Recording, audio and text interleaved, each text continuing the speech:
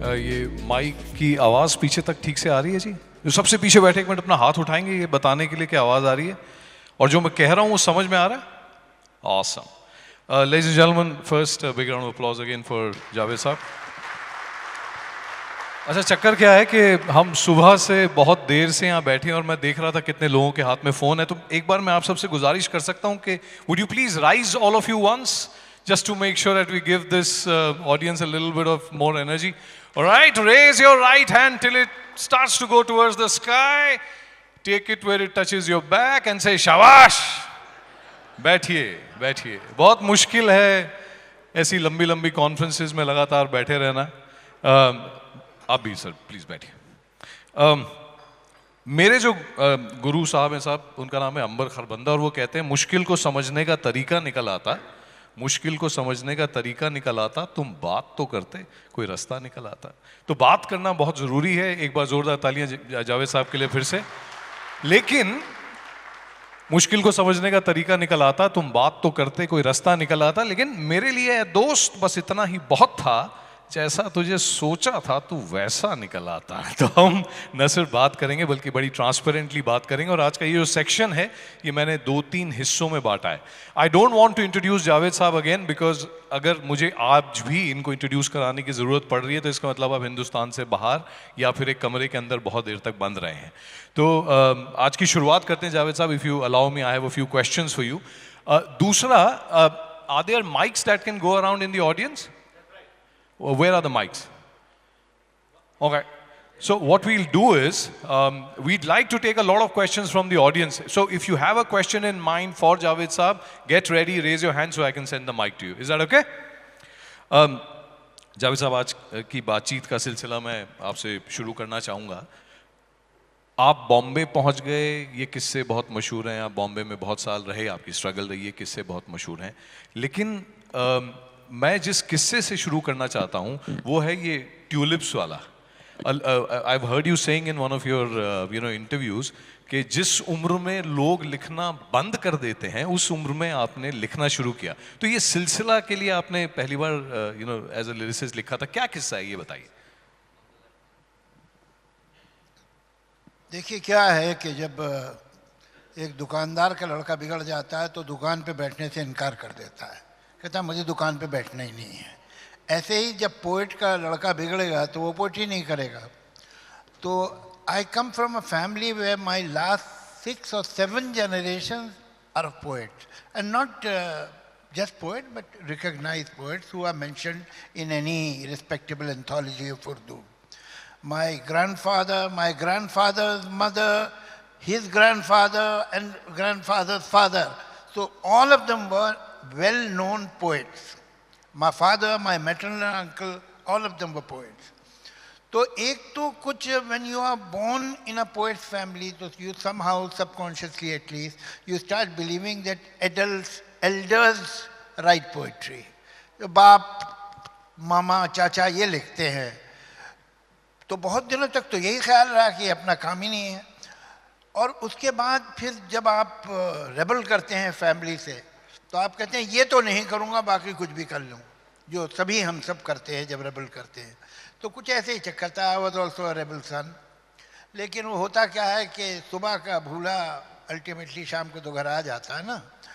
So I also came back and I was perhaps 28-29 why I started writing poetry, which is for a poet very late. They start in their teenage, and most of the poets will be surprised to know actually do their best by 30. और उसके बाद वो उस reputation पे जी लेते हैं. बहुत कम poets हैं जो जिनकी क्रिएटिविटी 30 के बाद भी बची रहती है, 30, 40, 50. वरना आमतौर से even in English literature you will say people like Keats and Shelley, Byron, their best work is in their 20s. वो तो जिंदा ही नहीं रखा. कीट्स और शेली तो they died in early 30s, मगर जो आज तक हम उनका नाम जाते हैं वो उनका 20s का काम था.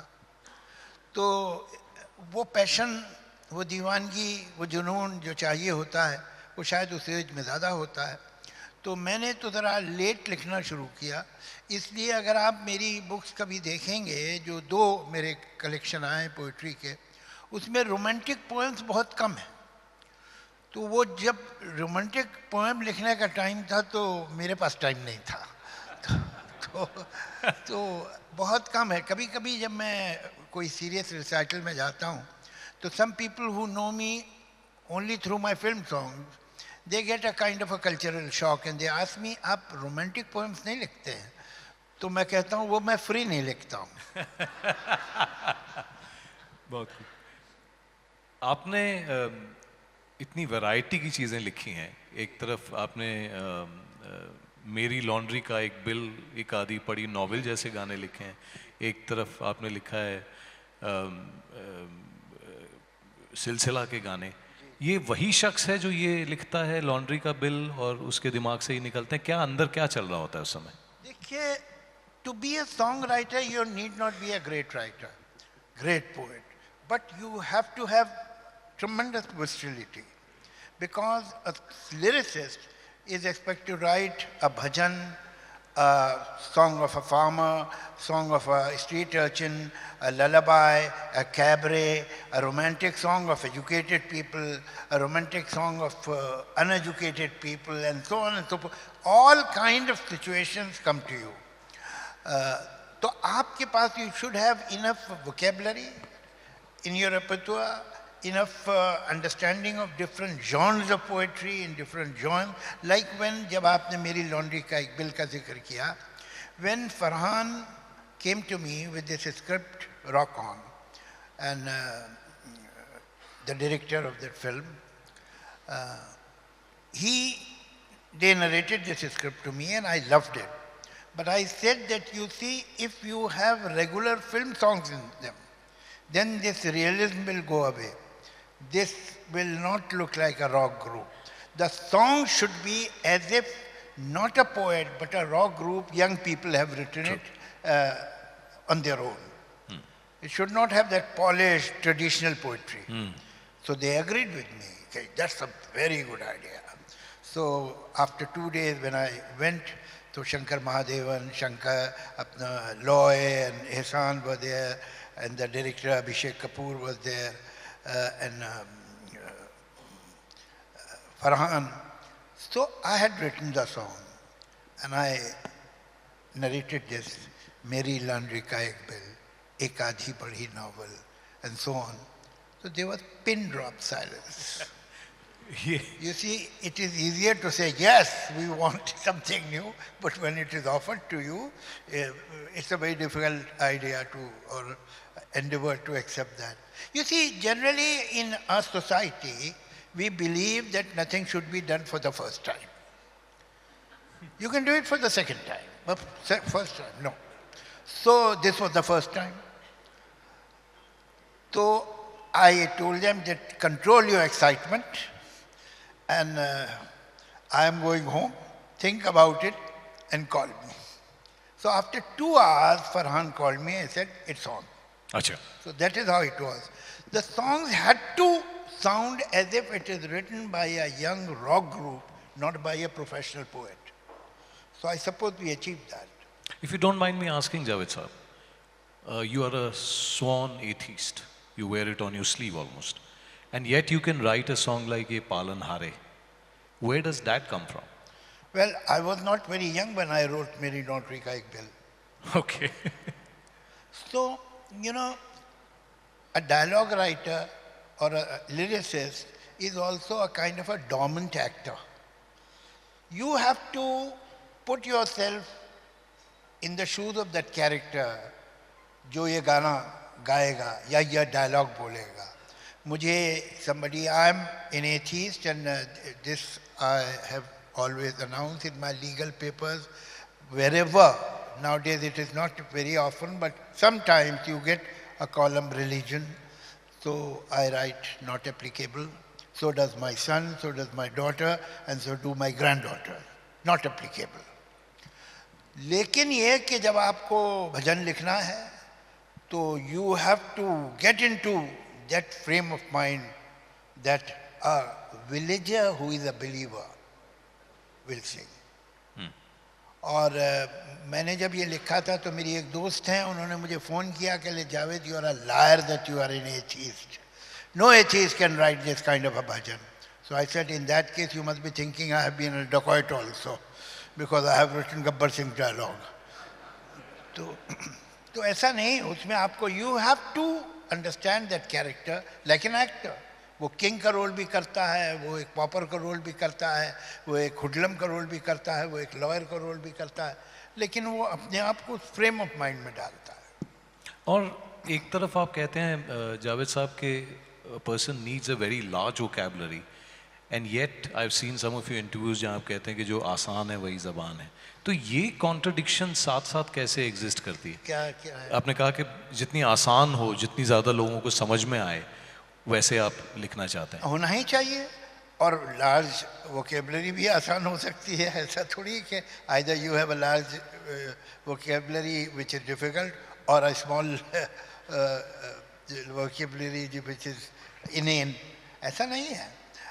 बल्कि सच ये है कि अगर आपके पास लार्ज वोकेबलरी है तो it is easier to be simple, because you have the choices कि कौन सा वर्ड इस्तेमाल करें, कौन सा ना करें. एक्चुअली लैंग्वेज जो है, एक पर्पज़ उसका जो मेन पर्पज़ है, उसके और भी बहुत से पर्पज़ है, वो ये है कि हम एक दूसरे से कम्युनिकेट कर सकें. अगर कम्युनिकेशन ही नहीं हो रहा है तो फिर कुछ भी हो रहा हो वो ठीक नहीं है. अगर maybe it's a very high flung, it is great literary language and so on so forth, but it's not communicated. It is like एक आपके पास एयर कंडीशनर है जिस पे न्यूज़ आती है, आपके पास एक रेफ्रिजरेटर है जो गर्म रहता है, तो हीटर की आपको ज़रूरत नहीं पड़ती. रेफ्रिजरेटर खोल देते हैं, कमरा विंटर्स में ठीक रहता. तो it's not a good refrigerator, not that is a good air conditioner. अपना जो बेसिक पर्पज़ है उसे सर्व करना चाहिए, उसके बाद जो चाहो करो. तो languages are meant for communication. Of course language is the vehicle which carries tradition, culture, ethos, values. That is also true, and that is a very important truth. You cut a child from the language, you will cut the child from the culture. Well Tradition. फिर थोड़ी सी contradiction है जो at least मुझे दिखाई दे रही है. Then what about the purity of language? जिस तरह आजकल हिंदी उर्दू का Purity डिबेट of चलता है. language जो है वो ऐसे है जैसे आप प्याज के छिलके उतार रहे हैं प्याज ढूंढने के लिए. वो उसकी जो लेयर्स हैं वही प्याज है. लैंग्वेज की प्योरिटी जो है उससे ज़्यादा गलत आइडिया ही नहीं है. और ये हमारे यहाँ आजकल बड़ा पॉपुलर होता जा रहा है, purity of language. Oxford dictionary जब छपती है तो उसके प्रीफेस में लिखा होता है, in this edition we have added 200 or 50 or 70 or 90 words. हम आजकल बड़े प्राउड हैं कि हम पिछले महीने हमने 300 वर्ड निकाल दिए हैं. तो ये रिग्रेसिव एटीट्यूड है लैंग्वेज की तरफ. Language is not vocabulary. आप सोच रहे हो मैं अजीब बात कह रहा हूं. Language is not the script. हमारी पंजाबी जो है वो गुरमुखी में लिखते हैं, नागरी में लिखते हैं, और जो उर्दू रस्मुल खत जिसे कहते हैं नस्तालिक, उसमें भी लिखते हैं. तीनों में लिखी जाती थी, रहती तो पंजाबी है. वो चेंज नहीं होती, वो पंजाबी ही रहती है. आप किसी भी स्क्रिप्ट में लिख दिए, कल को आपका दिल चाहे, और मे बी इन इंग्लैंड बच्चे, पंजाबी बच्चे जो इंग्लैंड में पैदा हुए, हो सकता है कि वो बोल तो लेते हैं, उन्हें स्क्रिप्ट नहीं आती, तो वो रोमन में लिखते होंगे पंजाबी, फिर भी पंजाबी ही रहेगी. जो फिल्मों के पोस्टर्स होते हैं, कुछ कुछ होता है कि UCH के UCH HOTHAI, ये इंग्लिश थोड़ी है. और इंग्लिश भी क्या है, इंग्लिश का तो खुद ही स्क्रिप्ट मांगे की है, वो तो लैटिन है. तो French, German, English, all of them have Latin script. But is French Latin और इंग्लिश और German Latin? No. So it means script is not the language. तो इज वोकैबुलरी अ लैंग्वेज? ये हॉल एयर कंडीशनड है. I have spoken 4 words. ये hall air conditioned है. The important words are hall and air condition. Am I speaking English? No. I use two English words in Hindustani because of ye and hai. Language is its syntax. अब उस syntax को कैसे pure करोगे? वो तो है सो है, वही है। बाकी वोकेबलरी तो आप बढ़ाते रहिए, नए नए वर्ड लाइए आप। अब हर चीज़ का ट्रांसलेशन करने की ज़रूरत नहीं है। आपके पास मोबाइल फ़ोन है, अब आप मोबाइल फ़ोन की हिंदी कर दें या मराठी कर दें या उर्दू कर दें, ये गलत काम है। कल को तो कोई आएगा माइकल जॉनसन, तो कहीं इसका भी ट्रांसलेशन करो। अरे भाई ये नाम है उसका मोबाइल फ़ोन, जिन्होंने बनाया उन्होंने रखा है, आप उसे चेंज क्यों करना चाहते हैं? आपको बहुत शौक है नाम रखने का, कुछ बनाइए खुद, उसका नाम रखिए। तो और वर्ड जो हैं अलग अलग जगह से आते हैं, आप वर्ड नहीं निकाल पाएंगे, you won't be able to speak. माफ कीजिए, at the cost of repeating myself, because ये मैं मिसाल 2 बार पहले भी दे चुका हूं। नहीं बिल्कुल, थोड़ा सा माइक पास कर लीजिए। हाँ जी। मैं पहले भी ये एग्जाम्पल 2 बार दे चुका हूं, मगर ये मैं देना चाहूँगा। मैं एक 4-6 लाइन बोलता हूं, पूरे इस ऑडियंस में किसी को भी एक वर्ड डिफिकल्ट लगे तो प्लीज हाथ उठाइएगा। एक मकान के एक कमरे में एक गोरा चिट्टा आदमी और एक नन्हा मुन्ना बच्चा बाल्टी से नहाए। बावर्ची ने नाश्ता दिया जिसमें उड़द की दाल और टोस्ट। आदमी उठा, चिक हटाई, संदूक खोला, पिस्तौल निकाला, दीवार पे टंगी बंदूक ली, ऑटो रिक्शा पे बैठ के चला गया। बच्चा बेबस देखता रहा। कोई वर्ड डिफिकल्ट लगा किसी को?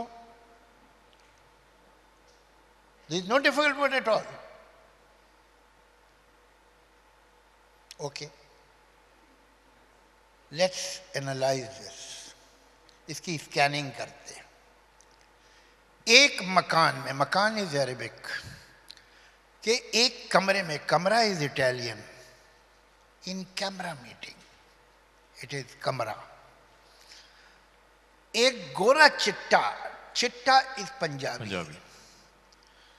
नन्ना मुन्ना, नन्हा इज गुजराती, नन्नो। बच्चा इज पर्शियन, बच्चा is a Persian word, not many people know.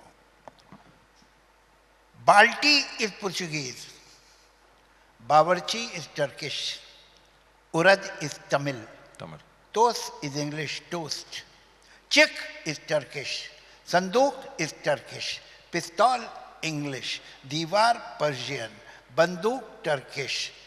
Auto rickshaw which is available only in India, auto is Greek and rickshaw is Japanese.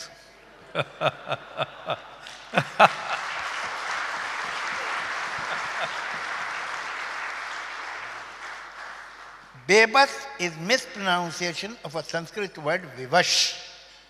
When you mispronounce va, you say ba, like ban.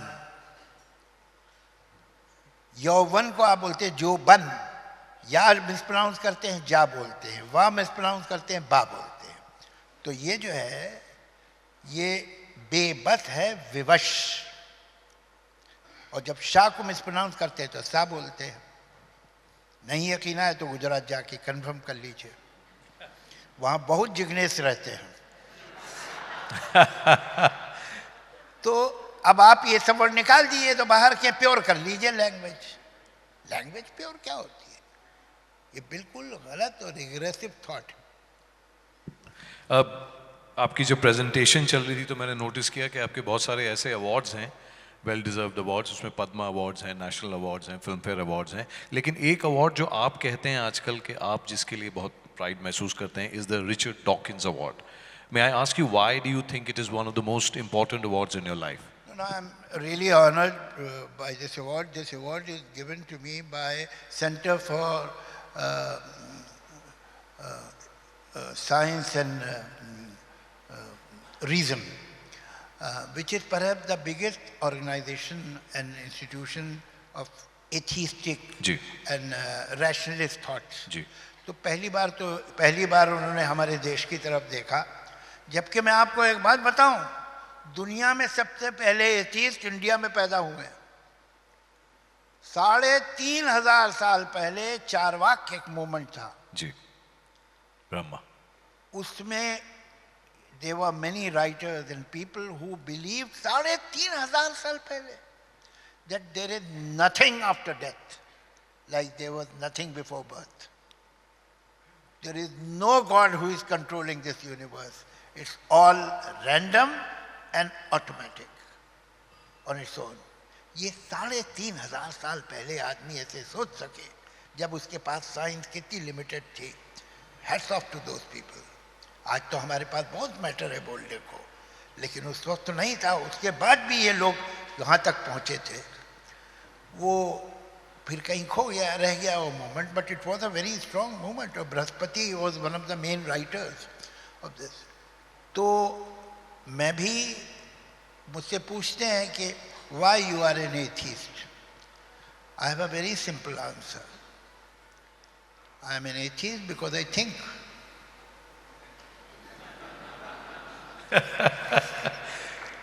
कितनी मार पड़ने वाली है कितने सारे लोगों से हमें आजकल के माहौल को देखते हुए।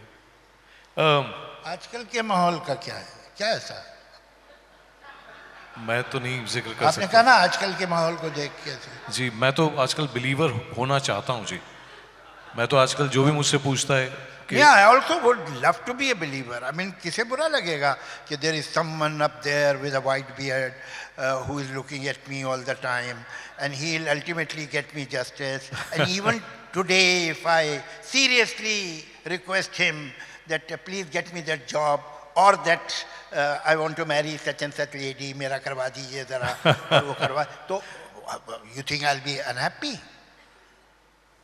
अगर ऐसा मुझे कोई कन्विंस कर दे तो I am open, I am ready to be a theist any time. और ये मैं नहीं कह रहा सर, आपने एक इंटरव्यू में जी। कहा है कि शोले में जो शिवजी वाला सीन है पूरा, जी जी जी। वो अगर आज आपसे कहा जाता तो हो सकता है अपना लिखता। हाँ, मैं नहीं लिखता। ये मैंने क्यों? कहा कि I wouldn't have written it. क्यों सर? देखिए, एक ये जो है मुसलमान, ये बहुत दिनों से जाग रहे हैं। अभी हिंदू भी जाग गए। प्रॉब्लम ये, मुसलमान तो हमेशा से जाग रहे हैं। तो अब सब लोग जाग रहे हैं, ये प्रॉब्लम हो गया। ये सो रहे थे तो कितने अच्छे थे। ये इंटरव्यू रिकॉर्ड हो रहा है। ये आपको तो सर लोग बुला लेंगे, मेरे को तो बहुत कम बुलाते हैं, तो मुझे भी जी। थोड़ा ख्याल रखना पड़ेगा ना। अच्छा, इस पे थोड़ा सा आगे बढ़ते हैं सर। अब इससे आगे क्या बढ़ेंगे भाई? नहीं, इसके आगे शराब है। चलिए बढ़ इसके जाते हैं। आगे हमारा काफ़ी सारा इवेंट बचा है और एंड ये क्योंकि होटल कॉन्फ्रेंस है तो ऐसा हो ही नहीं सकता कि हम शराब पिए बगैर घर चले जाएं। तो मैं आपसे जानना चाहता हूँ, are you joining us for cocktails today and then what is your favourite drink? I was a heavy drinker. मैं, आप समझेंगे कि मैं एक ड्रामेटिक बात कर रहा हूँ, लेकिन मेरे किसी दोस्त से भी पूछ लीजिएगा, he will confirm it. I use to consume 1 bottle every night alone. बाकी मेरे दोस्त क्या पी रहे हैं उनकी मर्जी है, मैं 1 बोतल पीता था। पहले विस्की पिया करता था, फिर मुझे विस्की से एलर्जी हो गई, तो फिर मैं रम पीने लगा। ये पीछे तालियां बजा रहे हैं। And believe you me, in India rum is the best drink for Indian. उससे अच्छी ड्रिंक जमैकन, कैरेबियन। और Indian rum is the best rum in the world. जमाइकन और ये वो बड़ी मशहूर हैं, लैटिन अमेरिका की, कुछ नहीं इंडियन रम से अच्छी कोई नहीं। तो मैं 1 बॉटल पीता था। 91 31st July was the last time when I finished a complete bottle of Bacardi. उस दिन मैंने सोचा था आज मैं आखिरी बार पी रहा हूँ, अब मैं नहीं पीऊँ। क्यों सर, ऐसा क्या? बहुत सिंपल बात है, देयर वाज अ चॉइस। मैंने सोचा कि जिस तरह मैं पीता हूँ, कॉमन सेंस ये कहता है कि मैं 52 53 की एज में मुझे मर जाना चाहिए। That time I was 40 perhaps. तो ये इससे ऊपर मैं इस तरह पी के नहीं जिंदा रह सकता। तो मुझे जिंदा रहना है कि शराब पीनी है, and I want to live. The idea that one day I'll die depresses me to no end. I just don't want to die. अगर मुझे बस चले, मुझे किसी ने पूछा था कि अगर तुम्हें एज चाहिए तो कितनी, कम से कम 15,000 year. Life is lovely, world is very interesting, it's a novel, it's episode. रोज एक नया एपिसोड आता है, क्या होने वाला है क्या नहीं होने वाला. हम लोग पढ़ रहे हैं नॉवल, आखिरी चैप्टर है ही नहीं, तो कितनी बोरिंग बात है ना. Death is boring. अब हम है ही नहीं, वहाँ मज़े मज़े की फिल्में बन रही हैं, नए नए इन्वेंशंस हो रहे हैं, नई नई डिस्कवरीज हो रही हैं. मैं हुई नहीं. आप ये सोचिए. तो मुझे अफसोस हो. We are so glad you're still around. I genuinely want to live as long as possible. Ji. Because I'm enjoying it. अब कभी ना कभी तो एक्स्ट्रा टेरेस्ट्रियल लाइफ डिस्कवर होगी. टाइम लगेगा लेकिन होगी, बिकॉज ये पॉसिबल नहीं है कि एक्स्ट्रा टेरेस्ट्रियल लाइफ हो ही नहीं. It is illogical. मैं हूं ना. अब सोचिए कहीं 30 साल पहले मैं किसी कार के नीचे आ गया होता तो मैंने मोबाइल फोन नहीं देखा होता. तो ये सारी बातें ध्यान में आती मुझे. जावेद साहब इससे तो मैं मरना नहीं चाहता था, इसलिए मैंने छोड़ दिया. अच्छा मुझे ये बताइए कि मैंने आपकी किताब पढ़ी, पहले के 70-75 पेजों में तो वो तकलीफें हैं जो आपने झेली, लेकिन मेरा सवाल वो नहीं है. मेरा सवाल ये है कि इन सब के बावजूद आप अपना सेंस ऑफ ह्यूमर कैसे मेंटेन करते हो? सेंस ऑफ ह्यूमर जो है, मतलब अब तो नहीं होना चाहिए because things are all right now, मगर फिर भी पुरानी आदतें गया नहीं है. Sense of humour is for bad times, not good time. Good time में है नहीं है, it's not important. Bad times, आपकी कार में जो शॉक ऑब्जर्वर्स हैं वो क्लीन परफेक्ट सीमेंटेड रोड के लिए थोड़ी हैं. बिल्कुल ठीक बात. वो गड्ढों के लिए हैं, वो बम्प्स के लिए हैं. तो जब जिंदगी अनइवन है और हर जगह धच धच जैसे चल रही है, तब आपको सेंस ऑफ ह्यूमर चाहिए, इसलिए कि वो शॉक ऑब्जर्वर है. जब ठीक है तो फिर क्या है, मगर अब वो पुरानी आदतें छूट नहीं रही है. Big round of applause for Javed साहब. अच्छा मैं सवाल कुछ और लिख के लाया था. अब हो क्या रहा है कि मेरे को लगता है सवाल लिख के लाने नहीं चाहिए थे, क्योंकि अल्टीमेटली आप खुद ही अपने सवाल बना रहे हो, खुद ही जवाब दे रहे हो. मुझे तो पता नहीं मेरे को पैसे किस लिए दिए जा रहे हैं, बट एनीवे. अच्छा अरे भाई आप ही का सवाल था कि आप में सेंस ऑफ ह्यूमर क्यों है, तो मैंने उसका जवाब दिया. अब क्या शायद थोड़ा लंबा जवाब था तो आप सवाल भूल गए. पॉइंट. थोड़ी घबराहट तो होती है भाई. और मैंने पी भी नहीं हुई. एनीवे जी. मैं आपकी उम्र की तरफ इशारा नहीं कर रहा हूँ. नहीं आप कर दीजिए. आप 78 के हैं. मुबारक. इतने दशक जो आपने फिल्म के देखे हैं, मेरे दो सिंपल से सवाल हैं. पहला, at one time one of your interviews I remember you saying कि हर दशक में फिल्मी हीरो चेंज हुआ है. थोड़ा सा आप मुझे उसके बारे में बताएंगे. Why is that significant? Why should we notice the fact कि फिल्मों का हीरो लगातार चेंज हो रहा है? And what is it, who is the hero today, या किसको आज हीरो होना चाहिए? देखिए ये फिल्म की बात नहीं, फिल्म तो 30s में आई है, जो टॉकी आई है. उससे पहले भी तो सोसाइटी में हीरोज होते थे जी. और पसंद किए जाते थे, प्यार किया जाता था, बदलते रहते थे. What is the hero? What are the components that make a individual or a character a hero, protagonist? The present morality and the present aspiration.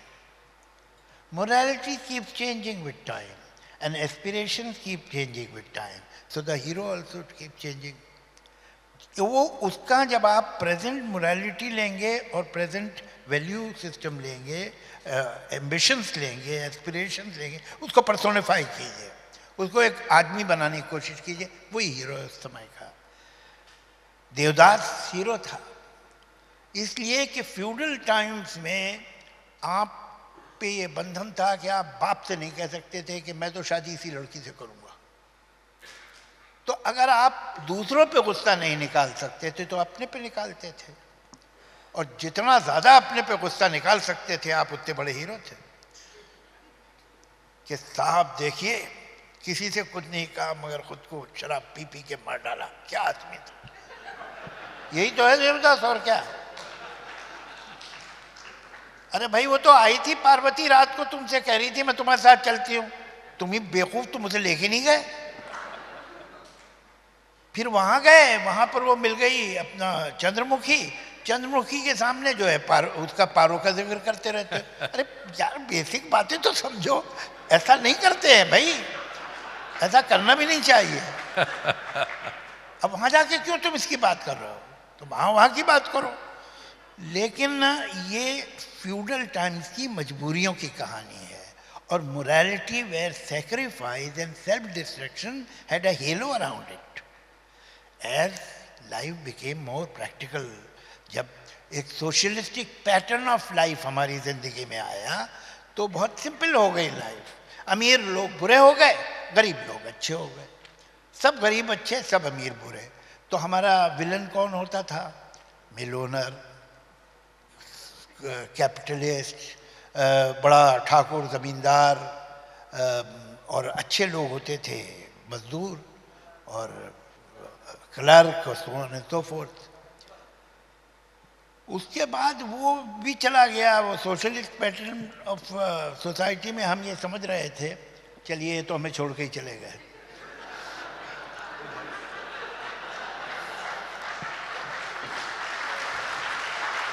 ठीक, तो कि अभी तो सब ठीक हो जाएगा।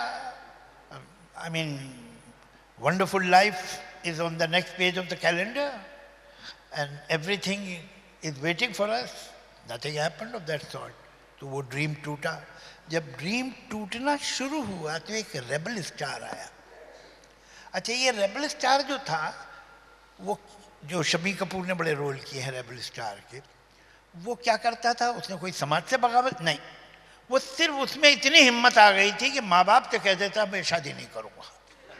That made him a rebel star. इससे आगे उसने कुछ नहीं किया था। तो चलो भाई, फैमिली की जो डोमिनेंस थी, जो एक फ्यूडल स्ट्रक्चर होता है फैमिली का, पर्टिकुलरली जॉइंट फैमिली, उसको तोड़ा उन्होंने। उसके बाद भी जिंदगी और डिफिकल्ट होती रही। For the first time, emergency पहले, for the first time Indian saw this extra constitutional forces raising their heads, Supreme Court's decisions are being thrown out of the window and so on. So ये कभी पहले नहीं हुआ था। तो कहीं law पे और जस्टिस पे हिंदुस्तानी का भरोसा हट गया, and justifiably so.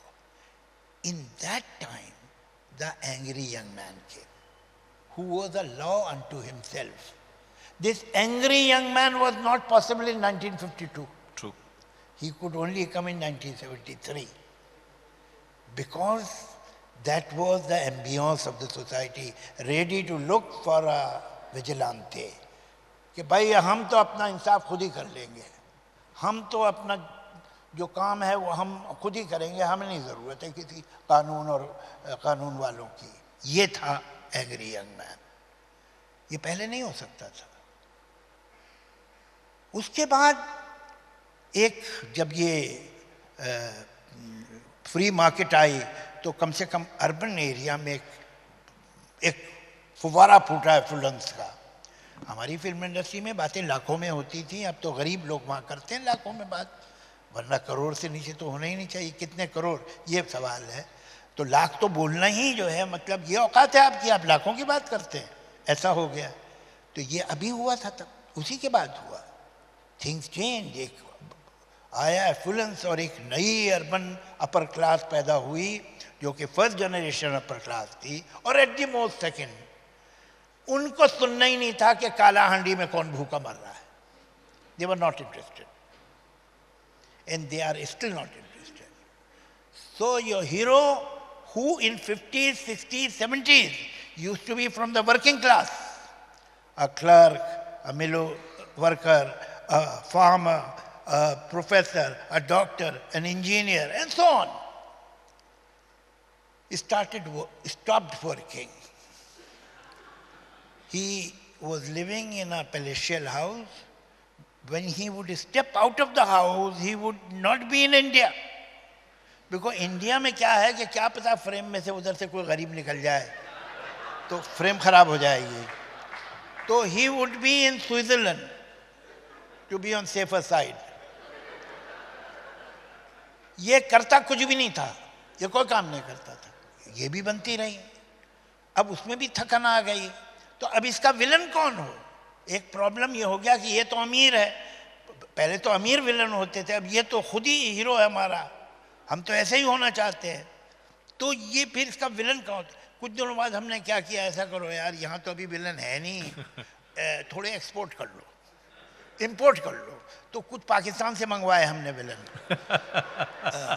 कि अभी चलो भाई ठीक है, इनसे काम चलाते हैं. वो भी एक लॉ ऑफ डिमिनिशिंग यूटिलिटी उस पर भी लग गया.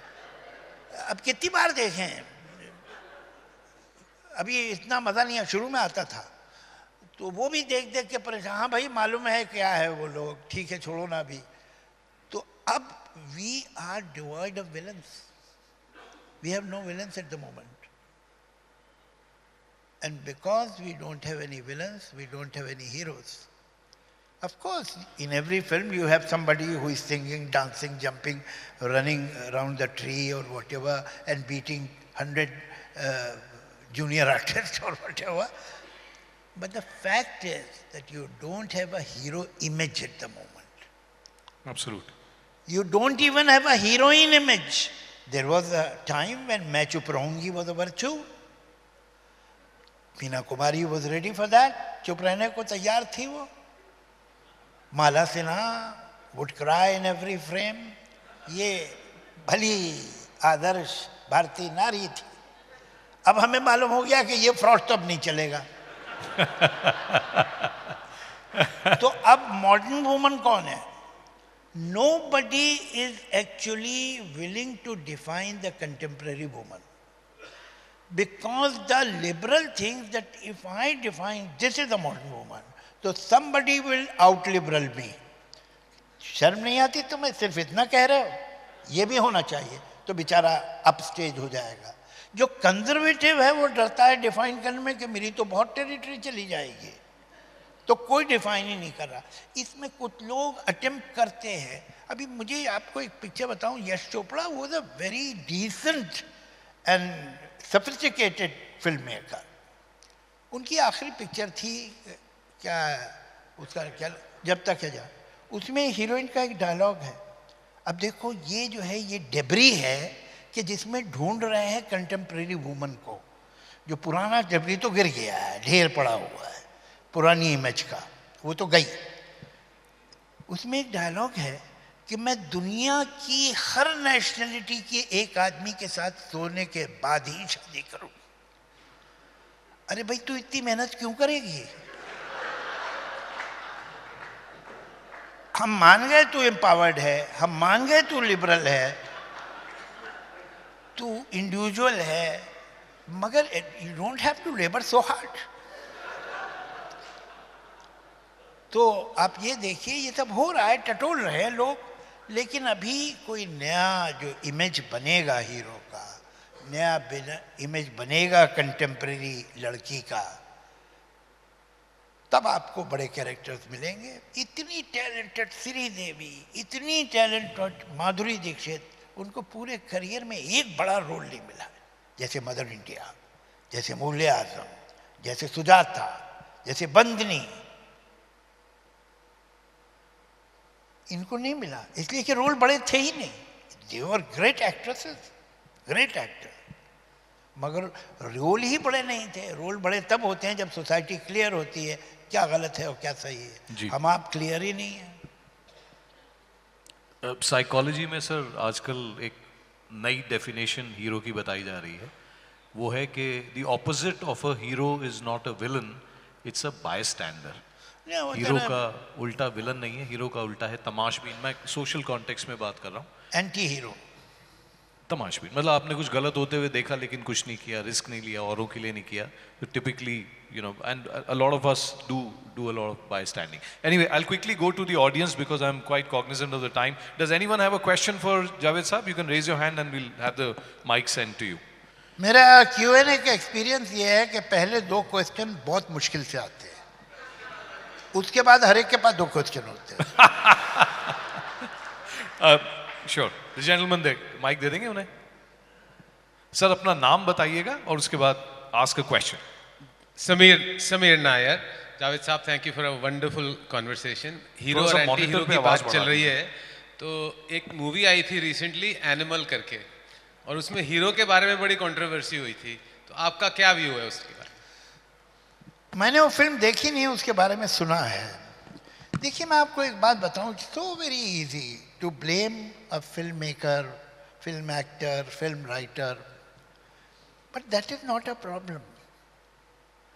एक वल्गर गाना है जिसे मैं कंसिडर करता हूँ वल्गर, पता नहीं आपकी क्या राय है, चोली के पीछे क्या है, मुझे अच्छा नहीं लगा था वो गाना. और मैंने अपनी इतने बरसों की करियर में ना एक गाना, ना एक डायलॉग ऐसा लिखा है जिसके बारे में कोई ये कहे कि ये डबल मीनिंग है या ऑब्स्सीनिटी के या वल्गैरिटी के आसपास है. I have left films. एक ज़माने में इस तरह के गाने बहुत आने लगे, तो मैं सिचुएशन सुनता था, तो मैं इतना काबिल नहीं हूँ कि इस सिचुएशन पे लिख पाऊँगा, आप किसी और से पिक्चर करा ली. मैंने बहुत पिक्चरें छोड़ी इसके लिए. लेकिन प्रॉब्लम ये लोग नहीं है. अरे भाई, एक वल्गर गाना है या एक वल्गर फिल्म है या एक ऑब्सीन फिल्म है या एक रॉन्ग वैल्यूज की फिल्म कितने लोगों ने बनाई? 8, 10, 12, 15. 140 करोड़ की आबादी में क्या 15 आदमी प्रॉब्लम है? नहीं. प्रॉब्लम ये है कि वो गाना और वो फिल्म सुपरहिट हुए. वो किसने कराए? वो फिल्म वालों ने नहीं कराए थे, वो आम लोगों ने करवाए. मुझे उन करोड़ों लोगों से प्रॉब्लम है, इनसे नहीं. इनको हक है. In a free society everybody has the right to do whatever they feel like, right whatever they feel like, make a film the way they want to. We can't deprive them of this liberty. मैं हैरान होता हूँ audience पे, जो बाहर हैं लोग, जो फिल्म देखते हैं. आपको ये बातें अच्छी लगती हैं, okay, then what should I think about you? ये 15 को छोड़िए, 140 करोड़ की आबादी में 10-15 आदमी इंपॉर्टेंट नहीं है जिन्होंने फिल्म बनाई है. उनसे क्या गुस्सा करूं मैं? बल्कि अच्छा किया उन्होंने बनाया, मुझे पता तो चला आप क्या सोचते हैं. That's what I feel. Thank you, Javed sir. Much to take from that answer. Yes, ma'am, right here. You have a mic? कोई mic देगा इन्हें?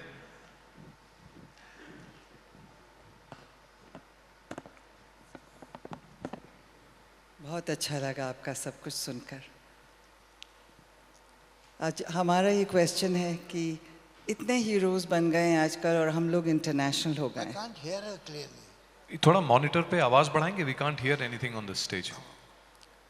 जी एक बार दोबारा पूछेंगे ma'am, if you don't mind. आपको सुनकर बहुत अच्छा लगा. ये तो पता लग गया था. यहाँ तक तो मैं एग्री करता हूँ आपसे. अब आगे चलिए. जी. आजकल हम लोग इतने इंटरनेशनल हो गए हैं. जी.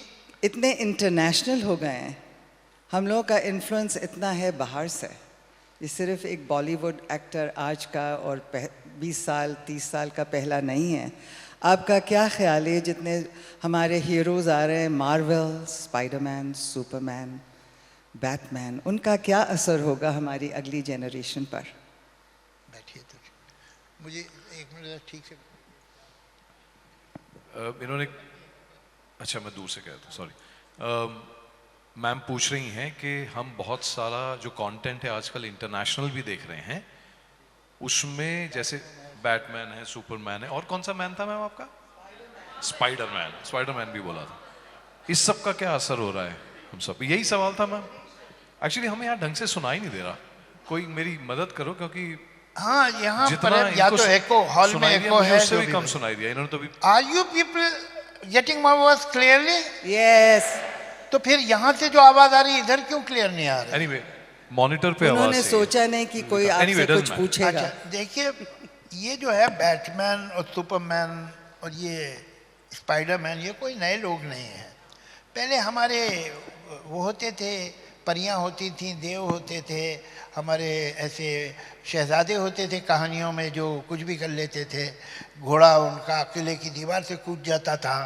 तो ये जो फैंटेसी एलिमेंट है और जो पुरानी कहानियां हैं, जैसे ये अरेबियन नाइट्स है या और भी इस तरह की जो पुरानी कहानियां आपको मिलती हैं, उसमें इस तरह के कैरेक्टर जो सुपरमैन टाइप कैरेक्टर होते हैं, ये कोई 20th सेंचुरी की डिस्कवरी नहीं है, वो इम्पोर्टेंट नहीं है।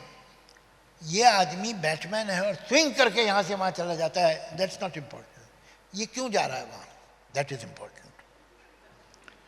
इसके वैल्यू सिस्टम क्या है बैटमैन का या सुपरमैन का, ये किसे बचाता है, किसके खिलाफ खड़ा हुआ है, और जिसे बचाता है उसके साथ क्या सलूक करता है, उसका ट्रीटमेंट क्या है उसके साथ, जो इससे कमजोर है, जो वल्नरेबल है। वो बैटमैन है, that is not important. Batman ना होता, हॉर्स के ऊपर आता, हॉर्स पे नहीं आता, मोटरसाइकिल पे आता। वो आया, वो कैसे आया जाने दीजिए, क्यों आया, what is the purpose of this character, what values this character है, दैट इज इंपॉर्टेंट। एक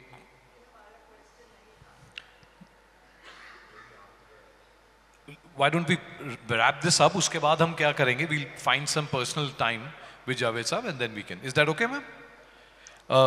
एक लास्ट सवाल सर आपसे. लास्ट सवाल है। अरे एक लास्ट सवाल. अभी तो इन्होंने कुछ पूछा ही नहीं है। नहीं, नीचे से 2 बार कार्ड आ गए हैं कि अगर तुझे आज शाम को ड्रिंक चाहिए तो अगले 5 मिनट में ये रैप अप करा. तो you've left drinking, I haven't. Okay, so you are मेरा लास्ट सवाल. You are working under pressure. अच्छी. ठीक. A lot of people here, Javed Saab, are of course younger than you, including me. If you were to give any advice to your younger self, which we can also use, what would it be?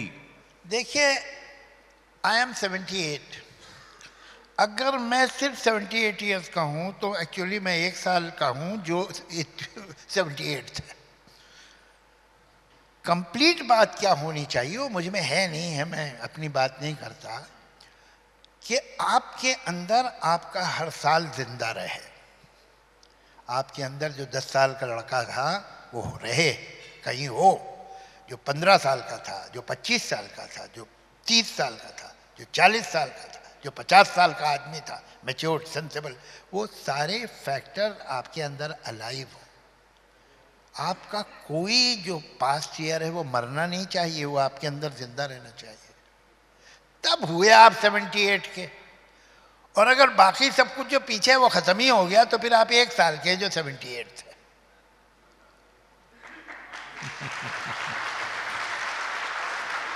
हम लोगों का problem क्या है, ये हमारा होता क्या, हम पीछे का चला क्यों जाता है? Because we genuinely believe that anybody who is born after me can never be as sensible as I am. But on the other side, I am not willing to believe that anybody who was born before me is more sensible than me. वो मैं नहीं मानता हूँ। मगर कल का बच्चा मुझसे बात कर रहा है। फैक्ट ये है कि जो कल का बच्चा है, जो आज 30 साल का है या 35 साल का है, this world belongs to him. हम तो ओरेस्टे कर रहे हैं, ये दुनिया उसकी है। जितना वो इस दुनिया को जानता हम नहीं जानते, लेकिन एक बात है, कुछ हम भी जानते जो ये नहीं जानता। अगर ये म्यूचुअल रिस्पेक्ट है, ये म्यूचुअल रिस्पेक्ट है और स्पिरिट है गिव एंड टेक की, then you will always remain young, and the young person will always remain much wiser than his age. अगर वो भी सुनता है और आप भी सुनते हैं, इसलिए कि आप उसे कुछ दे सकते हैं जो आपने सीखा है, जाना है on your journey, और वो भी आपको कुछ दे सकता है, इसलिए कि अब जो दुनिया में हो रहा है आप जरा दूर हैं उससे, वो वहाँ he is playing the game now, you are sitting in the pavilion. तो अगर ये म्यूचुअल रिस्पेक्ट जनरेशन में हो, then you are right. बहुत बहुत शुक्रिया जावेद साहब. अगर आप कभी जावेद साहब की किताब पढ़ेंगे जो लेटेस्ट आई है, वो शुरुआत इनकी स्ट्रगल से होती है, and this is what the man is today. तो जहां में हर बशर मजबूर हो ऐसा नहीं होता, जहां में हर बशर मजबूर हो ऐसा नहीं होता, हर एक राही से मंजिल दूर हो ऐसा नहीं होता, और गवाहों को तो बिक जाने की मजबूरी रही होगी, गवाहों को तो बिक जाने की मजबूरी रही होगी, हमें भी फैसला मंजूर हो ऐसा नहीं होता। बहुत बहुत शुक्रिया, and please a big round of applause for Javed sahab, and thank you very much for